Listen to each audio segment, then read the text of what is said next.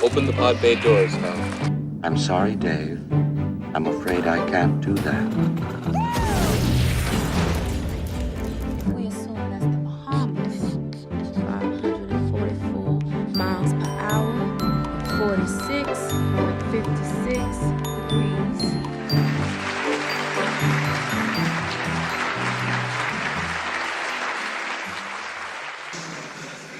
All right, good evening, everyone. How are we all doing tonight? That's pretty good energy. That's pretty good energy. We're going to give another try. Put away your cell phones. Especially you. I know it's a really important text. You're so excited to be at Science and Scream. Put it away. We're going to bring the music down. Now, how are we all doing tonight? Yeah, that's what I like to hear. Thanks so much for coming out. I am Paul Sutter. I'm an astrophysicist at OSU, and I'm also very lucky to be COSI's very own chief scientist. In the back, we've got Mr. Michael Solomon. Say hello, Michael. Hi, Michael. Hey, everybody. Yeah. So what we're going to do, we're going to have a little chat about Mars before you go see The Martian. Now, I'm sure you're all very curious about Mars, and we've got a beautiful planetarium right above your heads that can pull up pretty much any image we want it to, or video, or visual. But today we're going to just pull up visuals and images and movies about Mars, and going to Mars and life on Mars, and what it'd be like to be on Mars, and things like that. Do you guys have any questions? Is there anything about Mars or about The Martian that you want me to get started with? I can't see a single thing, because I've got spotlights right in my eyes. That's all I see. So if you're curious about something, go ahead and shout it out. Why is it so hard to get to Mars? Excellent question. Mars, and Michael, you want me to bring up some rocket pictures? Yes. Yes. We're going to bring up some rocket pictures. We're going to go off the Earth here. Mars is kind of far away. Mars is kind of far away, and it spends a good chunk of its time on the opposite side of the solar system. So, you have to travel to Mars, which requires a lot of rocket power. You have to get yourself off the surface of the Earth, which requires a lot of rocket power. We can send stuff to Mars right now. With our current rocket technology, we can send stuff to Mars, but we can't send big stuff. We don't have, currently, big enough rockets to send people to Mars. We simply don't. The rockets don't exist. They used to exist, though. The same rockets that sent people to the moon were powerful enough to send people to Mars. But we stopped making those rockets, and instead we built the shuttle.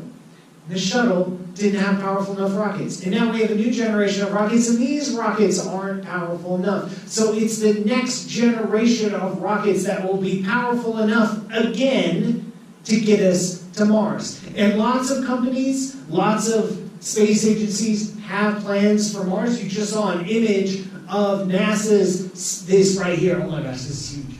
This is NASA's next big rocket. It's called the Space Launch System, or SLS. It'll be the biggest, baddest rocket ever made. Right now, it exists on computer. We haven't actually built it yet. We have built the engines, though, and so we're test firing the engines, but we haven't built the booster and all the components quite yet. NASA and the European Space Agency are the only ones interested in going to Mars. There's also private companies that are going to Mars, like SpaceX. Also, Blue Origins is interested in going to Mars, and they are also building the biggest, baddest rockets ever to get us to Mars. Excellent way to start the evening. What else are you guys curious about tonight? Show us curiosity on Mars. Show us curiosity. You are curious about curiosity. Michael, why don't you show us curiosity? Absolutely, let's do that. Curiosity is one of our active missions on and around Mars. The Curiosity rover itself is about the size of SUV. Like if you drive, anyone drive a small SUV? I can't see any hands on one. Can't see. I guess maybe a few of you. Yeah, if you drive an SUV, you're driving a Mars rover-sized object. Currently tooling around the surface of Mars in the Gale crater, I believe. One of the craters, and we're going to go visit Curiosity. It has been trucking for a few years now. The environment on the surface of Mars is not very hospitable to machines or life. It's incredibly cold there, almost all the time below freezing temperatures. There's no air. There's harsh solar radiation. And so Curiosity is still trucking along, but it's having trouble with its wheels. Its wheels are meant to be very sturdy but very flexible. But in the harsh Martian conditions, they become very brittle. And pieces of them have started breaking off, and we're not exactly sure how. For the next Mars rover that we're sending, which is called Mars 2020, guess when it's going to launch? For our next Mars mission called Mars 2020, that's actually one of the biggest challenges is better designed rover wheels that can last the entire mission. When are we going to get to see Curiosity? He's here in the Gale crater. We just need to call for him. Hey, Curiosity. Oh, there he is. There he is. There's Curiosity. Good job. I think we have some pictures, like some selfies that Curiosity took. Yeah. Yeah, this is good. So it has multiple sensors on board, a bunch of robot arms, because it is a robot. It's remotely piloted by scientists back and engineers back here on Earth. And but it does have a camera for taking cool pictures, and I think we have this very cool picture. A nice little panorama selfie. It's actually stitched together from multiple images. Michael, what's your favorite part of Curiosity? I like the panini press there on the back. Oh yeah, for making you want a little hot Martian sandwich. grilled cheeses, yeah. You want a hot sandwich? Because it's cold out. It's cold out. You want that. It also looks like there's a place to put your wireless headphones there. Oh, like the little thing with the new Apple wireless. The Beats. Oh, the Beats. Yeah. Yeah, because this was launched. But I also like the plutonium reactor there. That's also kind of fun. Oh no, that's a real thing. Yeah, so you notice no solar panels on this robot. So it gets energy from a pile of radioactive material that heats up a tube at one end, a piece of metal, and that causes electricity to flow. So once that radioactive element fully decays, it will run out of electricity. Excellent question. We were curious about Curiosity. We're curious about why it's so hard to get to Mars. What else are we curious about tonight before we go watch The Martian? Why is there an interest in Mars? That is an excellent question. I'm going to bounce that back to you guys. Why are you interested in Mars? I don't know, just showed up to Mars. Red is an inspiring color. Red is an inspiring color. Well, it's good. If you like red, Mars is the place to be. If you're inspired, man, your creativity is going to be fueled on the surface of Mars. Why else? Why do you think we as a society are fascinated by Mars and by going to Mars? Because they get there first, they get to be alone. Because there's some people that really want to be alone, and you know what? Mars is the only planet solely inhabited by robots.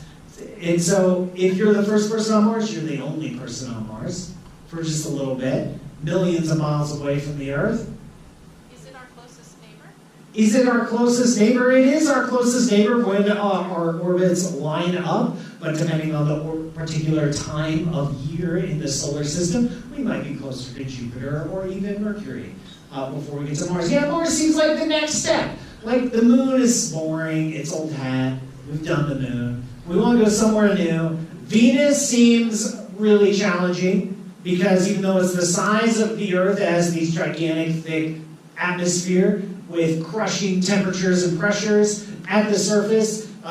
Spacecraft can't even last 15 minutes on the surface, so that seems hard. Mars seems somewhat easy. It just seems like the next thing to do. It's the cool new thing that all the kids are up to. What else are you guys curious about? What's making the methane on Mars? What is making the methane on Mars? Excellent question. Actually, Michael, why don't you show us Some of the pictures labeled like life on Mars. Okie doke. Yeah, there's no life on Mars. But I labeled those pictures because there's some strange goings on the surface of Mars. Mars is a dead, barren wasteland. But it was not always the case. Mars used to have oceans, rivers, lakes, streams, rain, the whole deal. In fact, why don't you show us what Mars looked like with water on it? This is based on our current best understanding of the amount of water that Mars could have supported. And if you went back in time 3.5 billion years ago, and visited the red planet, it would not be the red planet. It would be the red and blue planet. Purple planet? Purplish. When they mix, but separate is just red and blue. Oh, next to each other, okay. Adjacent. Got it. Yeah. Was it water or all ice? Was it water? It was water. Mars had liquid water on its surface. Would there still have been the polar caps? Would there still be the polar caps? Yes. There were polar caps. There was liquid water. There was frozen water, and there was liquid water. There was an atmosphere. There was a whole deal. It was like a little miniature Earth. Like Earth's younger brother. Or sister. Oh, you little rascal. But 3 billion years ago, Mars lost its atmosphere. When the air pressure dropped, the water evaporated. All the liquid water disappeared from the surface very, very quickly over the course of just a few million years, which in astronomical terms is very, very quickly. And now it's cold and dead and dry. Did Mars have life in the past? Maybe. Maybe. We honestly don't know. It's a good chance. Earth had life 3.5 billion years ago. Maybe Mars did too. Had the exact same conditions. What we're seeing here is that evidence of potential water as the seasons change on Mars? Yeah, so what we're looking at here, Mars lost all its liquid water long ago. But there's subtle hints, and we're not 100% sure about this, that maybe there's still remnants of liquid water today. And we see it on these crater walls. We see these dark streaks that appear in the summer and then disappear in the winter. And appear in the summer and disappear in the winter. What we think is happening is that water, liquid water, is either melting, it's either subsurface and it's melting, or it's in the atmosphere and it's condensing. And it's like if you ever get a sponge wet, that's what's happening to this soil on Mars. It's creating these streaks. Is there life in these craters? Maybe. Probably not, but maybe. What's causing this methane? Why is there's some sort of chemical process that's generating methane. A little bit of methane in the very, very thin Martian atmosphere. One way to generate methane is life, biological processes, but there's also chemical processes that can generate methane. So where's the methane coming from? Probably not life, but there's a tiny little percentage, a little chance that maybe there's a little bit of life left on Mars. Excellent question. What else are you guys curious about? Samantha? How close is the science in the movie to reality? How close is the science in the movie The Martian close to reality? Michael, why don't you just show us like a montage of what are you doing? Are you alright? Do you have a heart I'm attack? having a seizure. Okay. What was that? Show us some rockets. Okay. Show us some technology of like SpaceX's plans and NASA's plans for Mars. Yes, I think sir. there's a few images of that, and you can just cycle through them. Okay. The science of the Martian is very, very accurate. It is very reasonable projections of current levels of technology. If you say, here's where we are now, technology-wise, and here's where we're going to be in the next few decades, the Martian gives a very accurate picture. It gives a very accurate picture of what we think a mission to Mars would look like and act like. It gives a very accurate depiction of the life of an astronaut.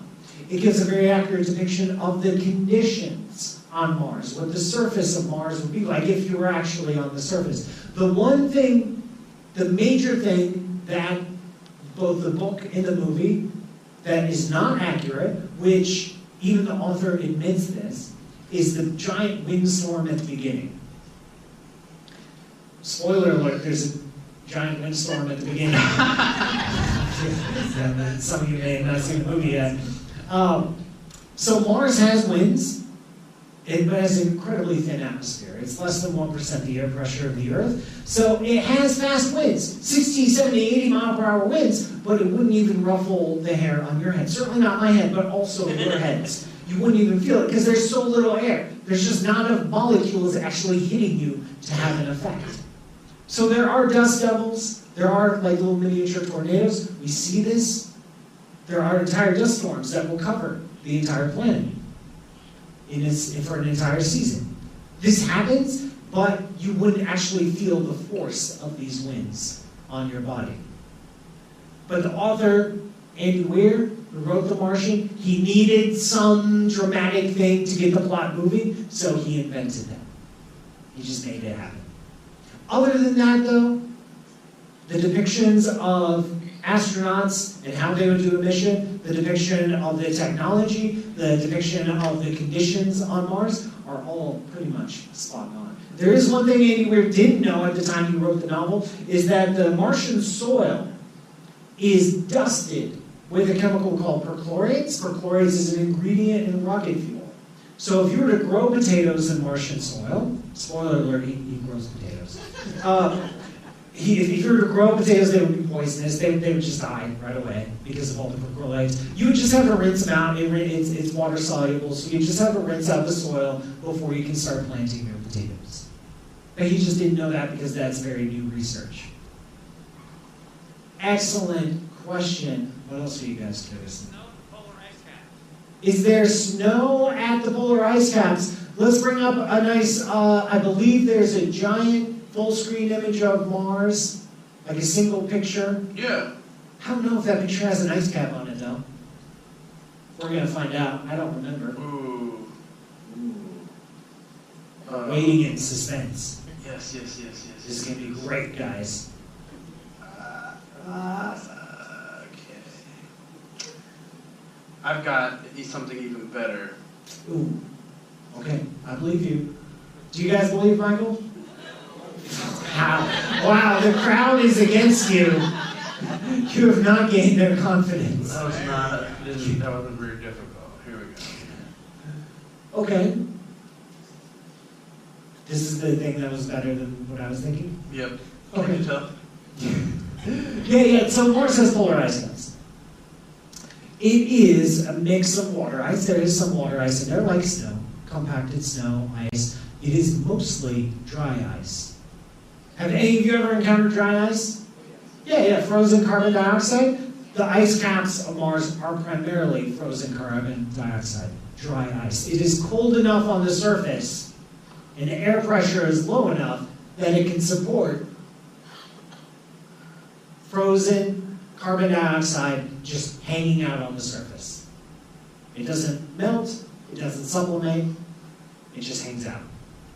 We do see variations in the ice caps during the winter and summer months. They will get bigger and smaller, but they're always there. You've got time for one more quick question. One more question, we're already out of time? Yeah. Fine. Time flies when you're having fun. That's right. All right, one more question, make it a good one. In the National Geographic special about Mars, Mhm. six-part series, they talk about their colony which would be on the surface at the beginning and then in the tunnels because of the radiation. Yep. Is that more recent thinking than the Martian? Oh, very, very, very good question. Has anyone seen the National Geographic series on Mars? No? All right, me neither. But I know what you're talking about. So, in the movie The Martian, and you can just show us cool images of Mars, Michael. In the movie The Martian, it's an exploratory mission. Like they're going to spend a few months there, and then they're coming back. And I believe in the miniseries Mars, it was about colonization.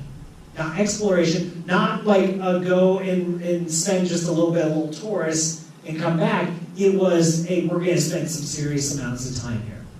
So if you want to spend time on the surface of Mars, because there's no magnetic field, because there's no atmosphere, it's constantly being bombarded by high energy radiation from the sun and from outside the solar system. We're bathed, the solar system is bathed in this high energy radiation. We call them cosmic rays. It's just tiny little particles, protons, electrons, accelerated to near the speed of light. Our magnetic field and our atmosphere protect us here on the surface, but out in space and on the surface of a planet like this, those little particles, those high energy particles, zip right through you and they literally snip apart DNA, like little bits of scissors, like little tiny bullets. They can clip your DNA, that causes mutations, that can cause cancer. So if you're just visiting Mars for a little bit, it's all right, you're going to get an elevated radiation dose, but going to Mars itself is already pretty dangerous, and so an elevated risk of cancer when you're 70 is pretty far down on the list, but if you're going to spend serious amounts of time there, you need protection, you need safety. The Martian soil itself provides a barrier, so you have to go underground, put a big layer of dirt between you and the surface, and let that dirt absorb all this high-intensity radiation before it gets to your vital organs. So you can spend a little bit of time on the surface, but not a lot. You can't spend months and months on the surface. Otherwise, you need an oncologist with you on the mission, and that gets expensive. All right, thank you so much for coming out tonight. Yeah, you can clap. Give a big hand to Michael. Yeah.